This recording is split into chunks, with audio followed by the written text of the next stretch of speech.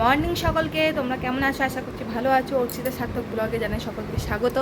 তো এখন বাসছে মোটামুটি দেখছো এই যে 11:20 থেকে বেরিয়েছে। আমার কিন্তু স্নান টান রান্না বান্না সব কমপ্লিট।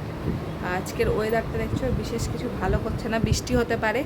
তো চলো সাথে থাকা আর দেখতে থাকো। এখন দেখো আমার জন্য নিয়ে এসছে সুন্দর ঠান্ডা ঠান্ডা কুলফি। ওর মনে আছে যে আমি কুলফি খেতে ভালোবাসি। আর এখন বিকেলবেলায় আমি যাচ্ছি দোকান, এবার এসে মেলা যাব। তো আমরা রেডি হয়ে কিন্তু বেরিয়ে পড়েছি সন্ধ্যেবেলায়, দেখতেই পাচ্ছ। আর আমি যেতে যেতেই ভিডিওটা দিচ্ছি কারণ বেরিয়ে যাবে। আর এখানে চলছে প্রভু সন্ধ্যা আরতি কীর্তন। তো আমি কিন্তু ঢুকতে পারলাম না, এত ভিড় দেখো। দূর থেকে সবাই প্রণাম করে নাও। এখন আরতি হচ্ছে, প্রচণ্ড ভিড় দেখো, কত মানুষ দেখছো। আমি তো বড় করে তোমাদের সাথে ভিডিওটা শেয়ার করছি যাতে তোমরা একটু দেখতে পাও। এখানে মঙ্গল সাধু গুরুজি আরতি করছে, দেখো কত সুন্দর লাগছে। আর কত লোক, মানে লোকজন দেখো, মানে মন শান্তি যে আমাদের ধামে এত লোক আসে, প্রতি বছরই আসে। তোমরা যারা যারা আসুন তারা তারা কিন্তু চলে আসতে পারছে। দেখো বাইরেটা দেখো, শুধু জাস্ট ওয়াও লাগছে না?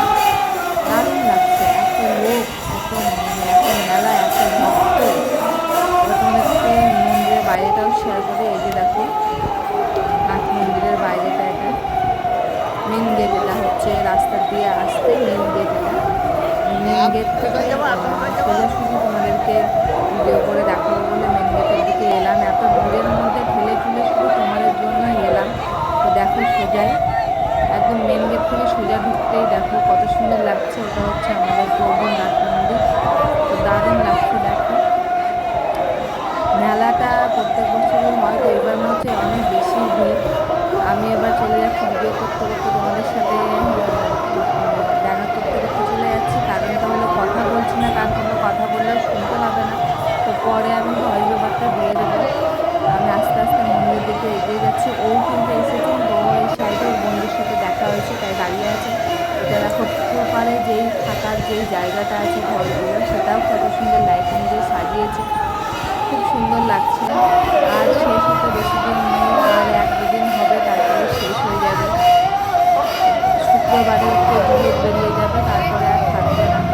এখানে মেলাটাও তোমাদেরকে একটু ঘুরিয়ে ঘুরিয়ে দেখাচ্ছি। দেখো না, যতটা সম্ভব আমি ততটা ক্যাপচার করে দেখাচ্ছি। এত দূরে বুঝতেই পারছো, সবসময় ফোন ধরে নিয়ে যাওয়া মুশকিল, কোথায় চুরি হয়ে যাবে, কী হয়ে যাবে। এত লোক, সবারই তো মানসিকতা সমান নয়। তো নিজের নিজের জিনিস সেফটিভাবে রাখাই ভালো এত লোকের মাঝে। আস্তে আস্তে মেলার দিকে আমরা যাবো। প্রচণ্ড ভিড়, প্রচণ্ড ভিড়। এখানে দেখো বেলুনগুলো ঝুলতে কি সুন্দর লাগছে, মনে হচ্ছে যেন বাচ্চা হয়ে যায়। বেলুনগুলো নিয়ে আবার খেলতে পারবো। আমরা মেলার মধ্যে ঢুকে গেছি। এই লাইনটায় যেটাই ঢুকেছি এটাই কিন্তু ঠাকুরের জিনিস,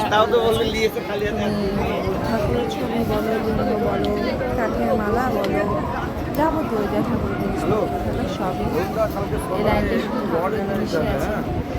তো ঠাকুরের জিনিসও একটু দেখতে দেখতে যাই, ঠাকুরের জিনিসগুলো দেখতে ভালো লাগে। নেওয়ার মতো কিছুই নেই, কারণ ঠাকুরের জিনিস সব রকমই আছে। আর যখন আমার নিজের বাড়ি ঘর হবে তখন হয়তো নেবো আরও। এখন রাখার জায়গা নেই। এখানে দেখো ফুলের দোকানটাও কত সুন্দর লাগছে, চারিদিকে খেলনা পাখি, হাঁপি যাবি, অনেক কিছু মেলাতে। অনেকে আবার ট্যাটু করছে, সেটা দেখলাম। আমি ওকে বলছি আমি করবো ট্যাটু, কিন্তু আমাকে বলছে না ট্যাটু করবো না, ওর পছন্দ না ট্যাটু করা। এখানে আমরা খাবারের আইসক্রিম, এখানে দেখো কত বড় নাগরদোল্লা করছে। আমরা ফুচকা খাবো, খেয়ে প্রসাদ পাবো। তাই বলছি যে যখন রাত হয়ে গেল প্রভুর প্রসাদ পেয়েই যাবো। দেখো আমাকে এটা খুব ভালো লাগে, কিন্তু আমি কিন্তু ওগুলোতে চড়তে পারি না, মাথা টাথা ঘুরে যায়। আমি শুধু তোমাদেরকে দেখার এখানে ক্যাপচার করেছি। আমি বলছি যে একটা ছবি তুলে দাও, তবে তো আমরা এবার প্রসাদ পেতে চলে এসেছি। তো তোমরা সাথে থাকো আর দেখতে থাকো আর সাবস্ক্রাইব করে দিও।